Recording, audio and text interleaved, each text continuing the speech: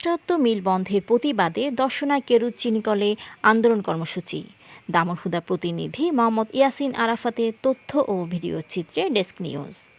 রাষ্ট্রায়ত্ত 15টি চিনিকলের মধ্যে 6টি চিনিকলের আকমারাই প্রক্রিয়া বন্ধের প্রতিবাদে চুয়াডাঙ্গা জেলার দামুড়হুদা উপজেলার দর্শনায় আন্দোলন কর্মসূচি দিয়েছে বাংলাদেশ চিনি শিল্প কর্পোরেশন, শ্রমিক কর্মচারী ফেডারেশন ও বাংলাদেশ চিনিকল আখচাষী ফেডারেশন।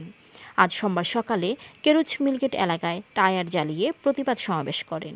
সমাবেশে কেরুচ শ্রমিক কর্মচারী ইউনিয়নের সহসভাপতি মোস্তাফিজুর রহমানের সঞ্চালনায় উপস্থিত ছিলেন সভাপতি তৈয়ব আলী, সাধারণ সম্পাদক মাসুদুর রহমান, সহসম্পাদক খবির উদ্দিন, সাবেক সভাপতি হাফিজুল ইসলাম, মনিরুল ইসলাম প্রিন্স, ফারুক আহমেদ, ফিরোজ আহমেদ সবুজ, আখচাষী ফেডারেশনের সভাপতি আহমেদ হান্নান, সাধারণ সম্পাদক আহমেদ বাড়ি, সহসভাপতি Omar Ali.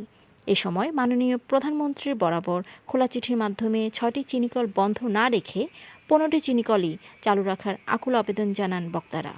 Tahura Pinki, desk news, BMF television.